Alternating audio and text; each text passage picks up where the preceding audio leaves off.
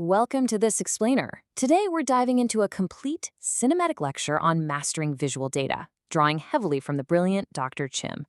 We're going to uncover the secret language of charts, figure out how to actually wield them effectively, and honestly, most importantly, learn how to spot deception.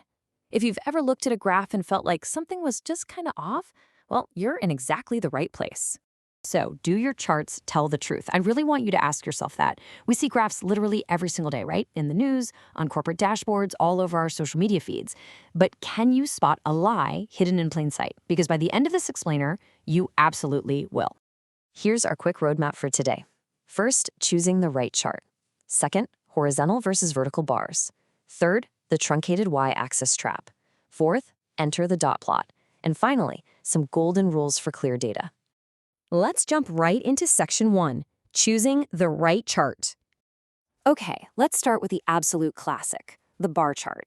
It compares numeric values between groups using the length or height of a bar. So why are these everywhere? Well, it's because we process them by judging lengths and positions along a scale. And as it turns out, this is a super simple perceptual task that our human brains just happen to be incredibly fast and accurate at decoding. We're practically wired to compare lengths. But hey, before we plot a single number, we really need to understand our data type, specifically the difference between nominal and ordinal variables. Nominal variables are categories with absolutely no set order. Think, ice cream flavors or car brands. Ordinal variables, on the other hand, have a natural sequence, like age ranges or months of the year. This distinction is crucial because your data type actually dictates the physical direction your chart needs to take. Which brings us to section 2, horizontal versus vertical bars. So, if you've got ordinal data with that natural sequence we just talked about, like a timeline, you should pretty much always use vertical columns. Why? Because most of us naturally read from left to right. By putting sequential data on that horizontal x-axis, your viewer can logically follow the progression across the page, while the vertical height shows the actual quantity. It perfectly aligns with how we already read. Conversely, when you're graphing nominal categories that don't have a specific order, or maybe your labels are just super long, you've got to use horizontal bars. I mean, we've all seen those vertical charts where the text is twisted diagonally, right? And you have to tilt your head until your neck cramps just to read the categories. Yeah, placing them horizontally totally eliminates that visual friction and keeps your text beautifully legible. Moving right along to section 3, the truncated y-axis trap. All right, let's look at some raw, unrendered data comparing the sales of two products. Product A sits at 950 sales, and product B is at 1,000. It's a very simple, straightforward table. Now, the really crucial point here is that the mathematical difference between these two products is basically minimal. Product B is ahead by just 50 sales. That's a tiny 5.3% difference. If you're a business owner looking at this, you'd probably see these two products as performing almost exactly the same. But watch what happens when we plot this out and manipulate the scale.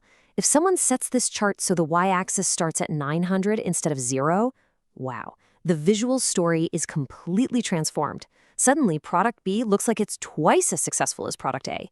The actual physical ink on the screen for product B is literally double the size, even though the real difference is just that 5%.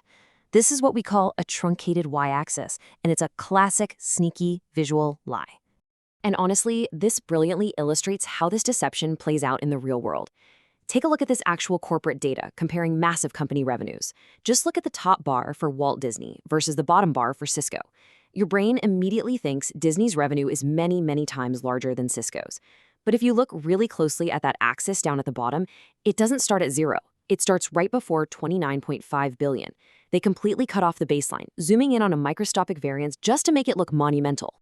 Which brings us to an absolute, non-negotiable standard in data visualization. Quote, if the chart uses bars, start the y-axis at 0, period. Because the physical height or length of a bar is a visual object that your brain interprets as a full value, cutting off the bottom of that object is essentially lying about its size. You just cannot truncate a bar chart without deceiving your audience. Okay, section 4, enter the dot plot.